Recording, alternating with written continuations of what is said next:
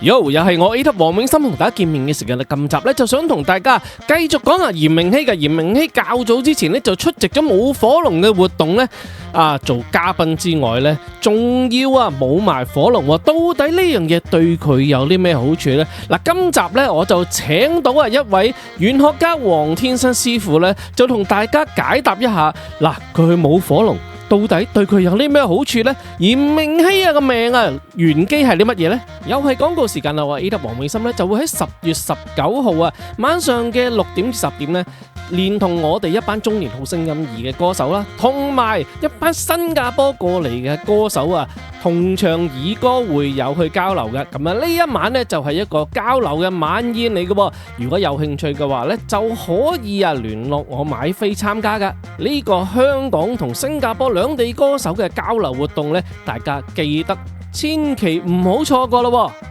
近排咧，嚴明熙應該都係網絡熱搜榜嘅首位嚟噶。佢嘅話題多到咧，你睇我出咗咁多集講佢嘅片，大家就知道佢有幾 hit 啦。另外一樣嘢咧，其實近排佢有好多人咧，佢啲前輩各方面咧都不斷地幫緊佢嘅。例如啦個舞台劇Johnny Yim 啦，另外欣妮姐姐都睇唔過眼，都要為佢發聲，亦都有讚佢嘅。另外一個爵士教父鮑比特Chris Babida 咧，哇，呢位殿堂級嘅音樂人馬咧，亦都公開咗話，嚴明熙真係非常之有 potential 嘅。其實好多人講佢就即係好 hit 啦，無論我哋嘅著名 KOL 啦，劉定堅咧都講到咧，哇，集集都有佢份啦。咁證明咗咧，嚴明熙的確係非常之高人氣嘅。咁喺呢個人氣裏邊之前又話俾人封殺啦，又靜咗排啦。原來喺個命盤裏邊呢，都係有啲玄機喺度嘅，亦都透露咗佢有好多貴人呢去扶持佢嘅。嗱，今次呢，我就請到呢一位玄學家，一位朋友仔黃天生師傅呢，就略略地講下從嚴明熙嘅八字到底有啲乜嘢嘅特別呢？第一件事亦都睇下佢啦，到底五行嘅屬性啦，到底佢需要啲乜嘢啦？另外一樣嘢啦，突然間去舞火龍做嘉賓，仲要舞埋火龍，到底係咪真係對佢有幫助呢？另外一樣嘢啦，就睇翻佢2024、25、26年到底嚴明熙嘅運勢會係點樣呢？接住落嚟就由黃師傅去為大家講下啦噃。佢嘅八字係年就月酉，月就庚申，日就癸亥。咁五行佢屬癸水嘅。咁年月月庚合，年月天干合咧係冇關係嘅，唔使睇嘅，可以睇佢嘅表面。上高天干，下低地支。天干係睇佢陌生人知道嘅性格嘅，佢表面係比較個人就斯文啲細膽啲嘅，尤其是喺17歲前。咁另外一個咧，個人咧就係心地善良，有人情味，對宗教有信仰，覺得冥冥中有主宰。咁呢個係表面嘅性格。至於地支係睇內心真正性格嘅。佢父母知，兄弟姊妹知，朋友知。咁佢內心真正性格係咩咧？有個偏印嘅，偏印係代表對我哋呢啲掌上面上風水八字嘅嘢都會比較相信嘅。另外，月令咧佢係辰月出世嘅，辰月裏邊叫做水嘅墓庫，咁佢藏咗個用神。咁首先話埋俾你聽，佢嗰個用神，佢用神咧係呢個金水，忌神咧就係木火，所以呢幾年咧佢個運氣咧有啲反覆。尤其是過咗呢個2021之後咁就另外咧佢神咧係代表佢正官，官係代表原來佢對住自己屋企人都係講嘢就比較係光明正大、循規蹈矩嘅，即係比較斯文啲啦，都係就唔會大聲咯咁樣咯。另外一個叫做比劫，比劫嘅意思佢係比較硬頸固執嘅，咁呢個係佢嘅性格咯。至於原來佢而家係舊年開始，2024年開始轉大運，第一條柱2014 9歲開始起運嘅。咁睇翻佢不如最近嘅啦，好嘛？佢喺2022年同埋2023年咧就行呢個叫做比劫，就變咗係比較忙同埋容易攞獎嘅呢兩年，所以佢都係屬於高峰嘅。17、18歲呢兩年咁去到呢個2024年開始轉大運啦。咁我哋2024年轉大運嗰時咧，我哋叫做混亂3至5年。咁佢行咩運啊？咁原來2024打落嗰5年，24、25、26、27、28咧，呢5年咧就行又係個人高峰運，好忙嘅運，同埋係屬水嘅，所以就比較忙。咁至於喺啱啱2024年甲辰年，我哋叫龍年啦。龍年其實佢對佢屬雞嘅人咧都係合嘅，有貴人嘅，但係佢月柱係跟辰，咁自己嗰個流年咧甲辰，辰見辰，我哋叫做刑，刑係代表乜嘢啊？是非口舌特別多，同埋代表係有一啲問題出現咗，而令到佢自己解決唔到，而好煩惱。另外咧，代表佢嘅流年行緊咩嘢啊？行緊叫做傷官，傷官夾傷官咧，對住佢本身八字裏邊有個年柱有個食神嘅，我哋叫食傷混雜。食傷混雜代表咩啊？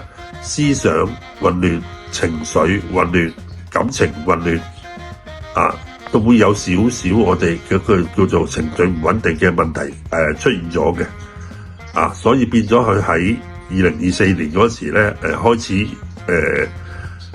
同佢之前嗰間公司出現咗問題，所以話我覺得啱咯，係解決唔到嘅。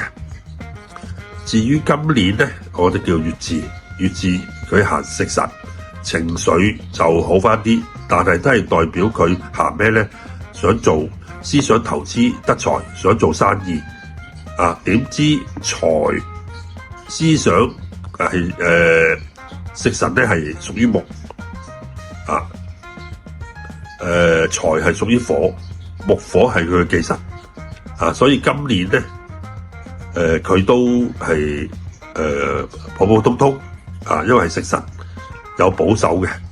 咁至於財咧都係佢忌神喎，財都係佢忌神。點解啊？財就代表父親，所以佢事少咧就靠唔到父親嘅庇蔭咯，即係使唔到父親嘅錢咯所以今年咧都係叫做喺應該係講2024年開始，佢都有少少想行思想投資運，即係已經好想出嚟自己闖一番事業㗎啦。舊年開始可能同朋友密謀嘅，即係開始做生意啦，開咗間公司。咁今年咧延續，但係佢以食傷為忌嘅，咁變咗咧，如果同人合作應該會好少少嘅。仲有2024年嗰5年咧行比劫，用代表八字裏邊代表係容易同啲朋友平輩差唔多年紀嘅朋友平輩合作做生意，所以都應咗嘅。咁啱啱講啦，佢係以木火為忌嘅。咁2025年都係木火嚟嘅。咁就算今年俾佢解決咗舊年嘅問題，都係要逐步嚟嘅。咁至於呢個2026、2027呢兩年咧就行財火係個財，又係忌神，但係咧行財運咧代表我哋叫旺人嘅命。同時喺八字裏邊咧，財係行第一嘅，就係如果行財嘅人係忌神都好啦，都我哋叫做有錢睇、有錢收，不過冇乜錢值，即係財來財去咯所以呢2年都係有錢嚟有錢去咯至於佢幾時開始行好運咁我咪啱啱講嘅2024年開始入大運，運亂3至5年嘅，咁就如果冇計錯咧，佢真正入佢嘅大運同逢親咧入大運裏邊咧都叫一路混亂，揾唔到嘅路佢係繼續揾，即係揾唔到嘅路繼續揾，佢會摸索3至5年之後會自然揾到一條路嘅，咁啊去到2028年，佢23歲嗰時候開始行好運啦。因為由2028行到呢個2033，我哋都叫金水嘅流年，特別對佢有幫助嘅。字裏邊就半合咗佢個年柱月有，我哋叫字有金局，金係佢嘅印，即係代表今年2025年有貴人輔助佢，有貴人輔助佢。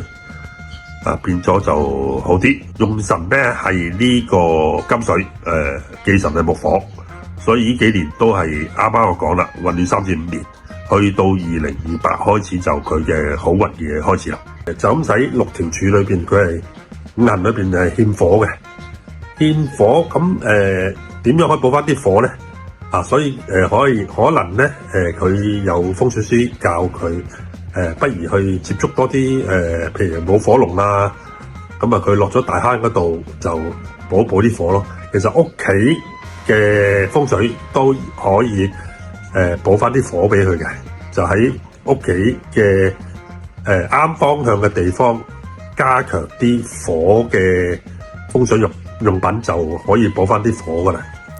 好多謝晒黃師傅咧，就為我哋解釋咗係啦，嚴明熙到底需要啲乜嘢啦？第一件事咁然之後佢呢幾年佢嘅運勢係點樣啦？去到邊一年會行運呢？頭先師傅講啦，2028年如果行水運嘅年呢，就會幫到佢啦，因為佢個命格呢係貴水命，所以呢水係啱佢嘅，但係火係佢個財所以呢。